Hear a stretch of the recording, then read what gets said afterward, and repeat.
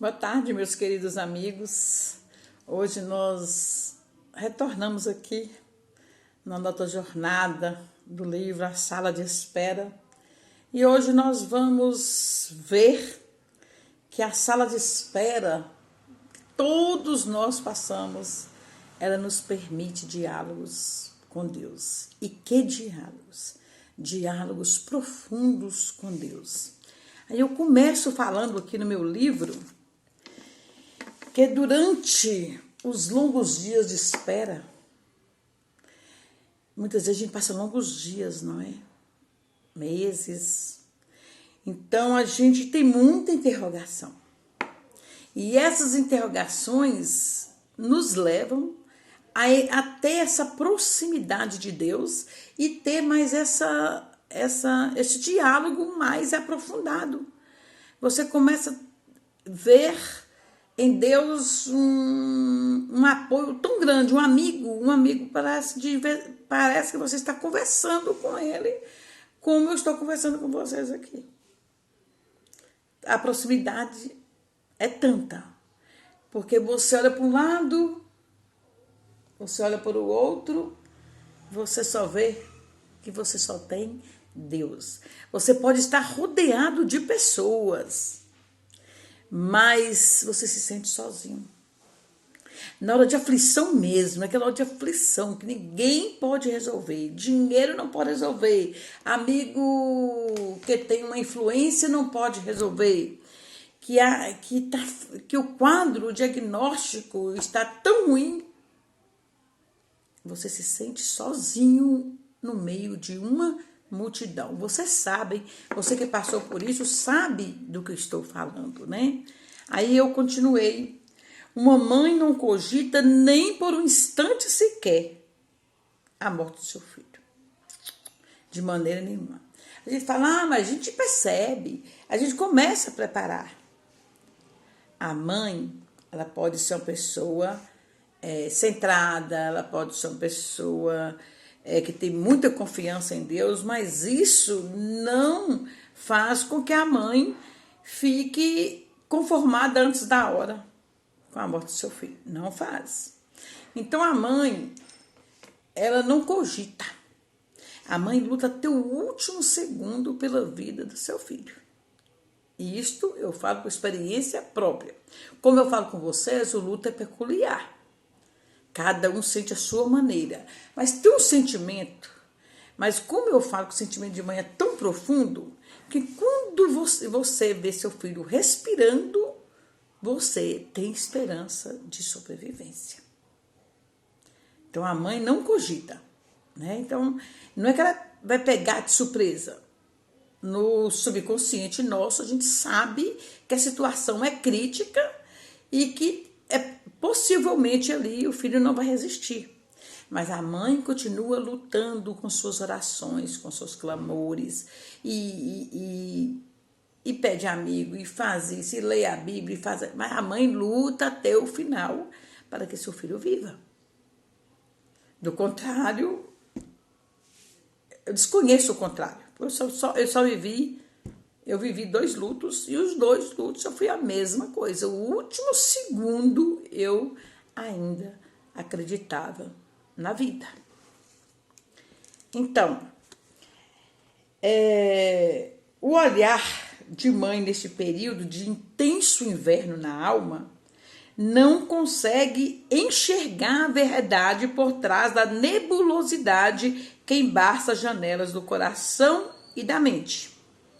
A mãe sente-se impotente e repetitiva. 24 horas por dia ela pede socorro a Deus, mas o seu pedido de socorro só inclui o abraçar o seu filho para voltar para casa.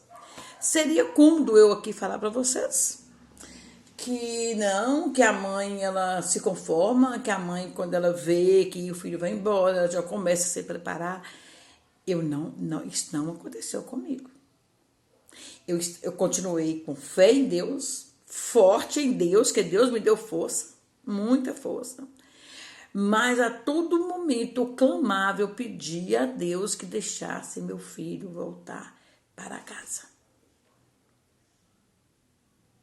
Enquanto ele estava respirando, eu pedia para Deus que dentro da sua soberana vontade, ele incluísse meu filho ali, para que meu filho tivesse a oportunidade de voltar para casa. A mãe só pensa na casa física naquele momento.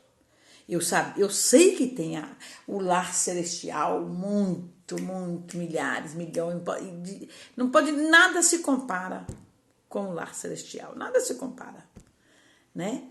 Eu creio nisto, eu estou falando do sentimento humano. O sentimento humano de uma mãe, ela luta até o último segundo da vida do seu filho para que ele sobreviva.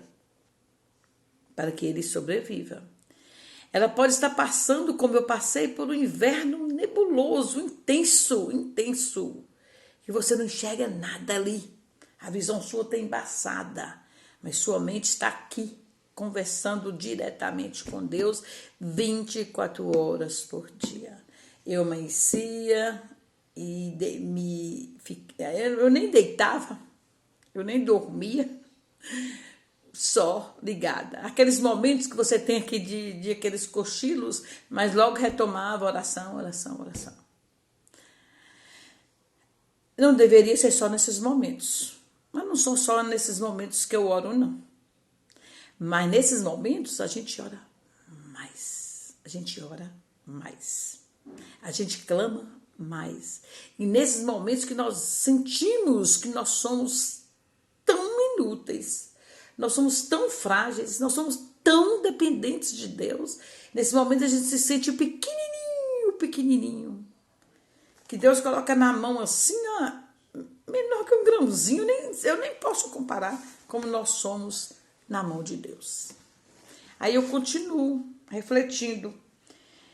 Querido leitor, ninguém pode mensurar o tamanho do buraco que se abre no peito de uma mãe ao se ver impotente na cura do filho. Ninguém jamais poderá mensurar o que se passa na mente da mãe quando percebe pena no olhar do médico. E é nesse instante que a mãe mais conversa com Deus e espera por uma resposta positiva aos seus interesses humanos. E Deus se cala e nos deixa desabafar. Ele é a nossa sala de espera. Ele escuta o nosso pedido e as nossas interrogações. E nas nossas conversas eu suplicava. Então o que eu quero dizer para vocês? Que Deus foi minha sala de espera. Foi meu colo. Deus foi meu colo de espera.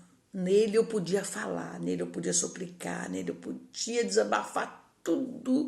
Quando você conversa com o médico, que você vê pena nos olhos dos médicos, quando você vê pena nos olhos dos enfermeiros, quando você vê pena no olhar de qualquer pessoa, mas aqui dentro o coração pulsa e você tem vontade de deitar no colo de Deus e falar. E eu falava, Deus tenha piedade de mim.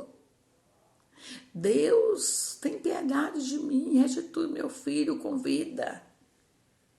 Deus, me ouça. Me responde, Deus estava calado. Por quê? Ele se calou para deixar eu falar, porque ele compreendia o meu lado humano. Eu não estava fraquejando, eu não estava pecando contra Deus. Eu estava desabafando como uma filha desabafa com o pai.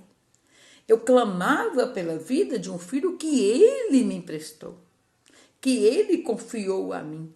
Se ele confiou, eu era uma pessoa digna de estar sendo mãe dos meus filhos, porque ele me confiou meus filhos. Não é isso?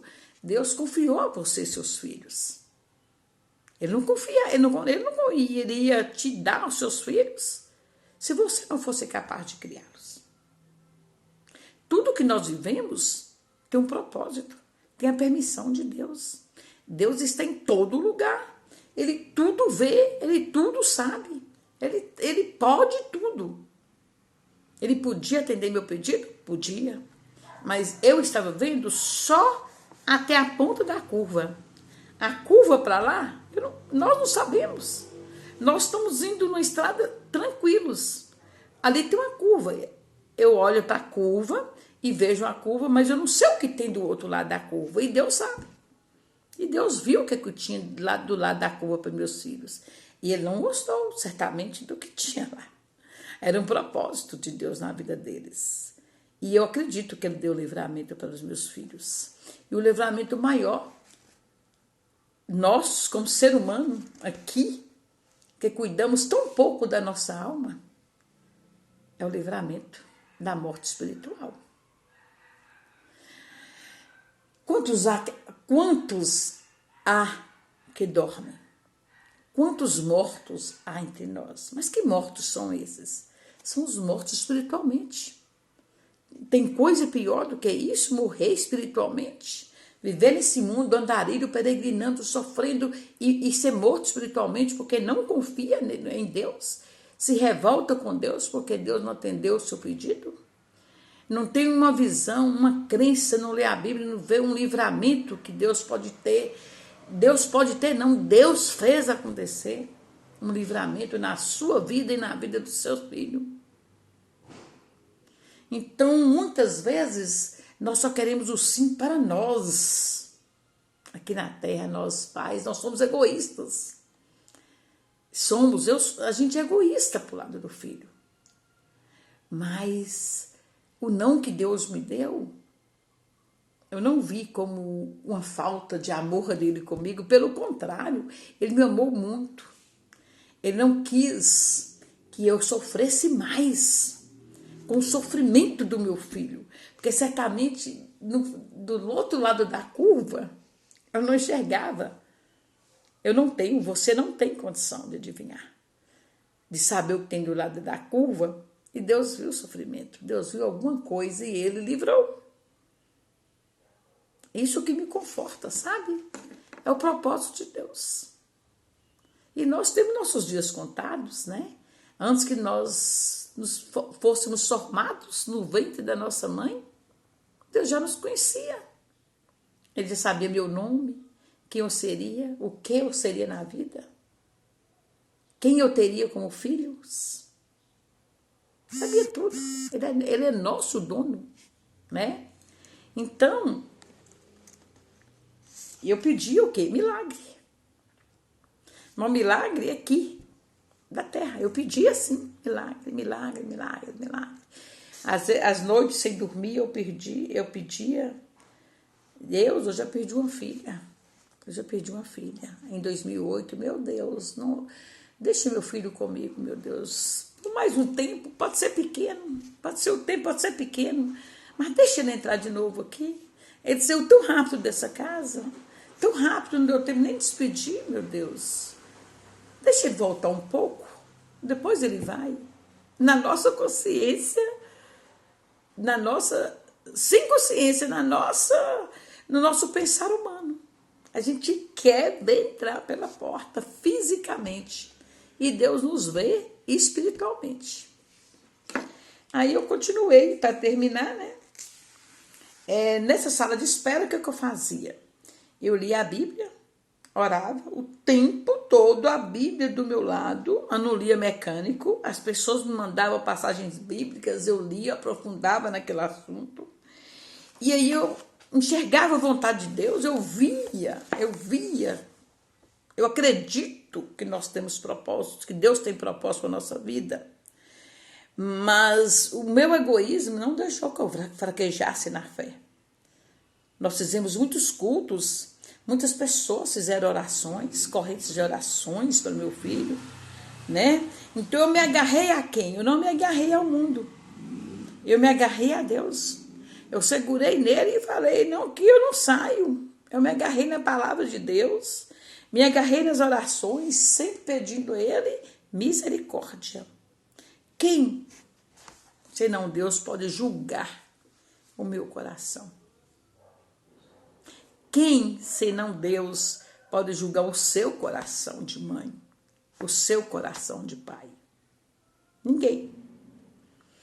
Quem, senão Deus, para perdoar as fraquezas desse coração aqui machucado, que sangrava naqueles dias? Por isso que ele estava calado. Ele estava calado ali, ó, acalentando aqui meu coração e perdoando as minhas palavras, que não era de blasfêmia, não eram nunca de blasfêmia, graças a Deus. Nunca eram de blasfêmia, era só de pedido mesmo, de misericórdia, né? Então, assim, só Deus que pode me julgar, só Deus que pode te julgar, né? Então, a sala de espera nos ensina a perguntar sem nos rebelar. Muito importante isso. Dialogar com Deus sem se rebelar contra Deus se a resposta for contrária à nossa, né? Poderiam perguntar-me, então, monólogo, você está conversando sozinha porque Deus está conversando. No silêncio dele, ele está me ouvindo, ele está me falando coisas. A minha mente não está querendo enxergar muitas vezes. Como é que Deus conversa? Você fala assim, bem, eu poderia levar isso aqui. Aí você fala, eu não vou levar. Ou então você resolve. Quando você chega em tal lugar, você precisava daquilo.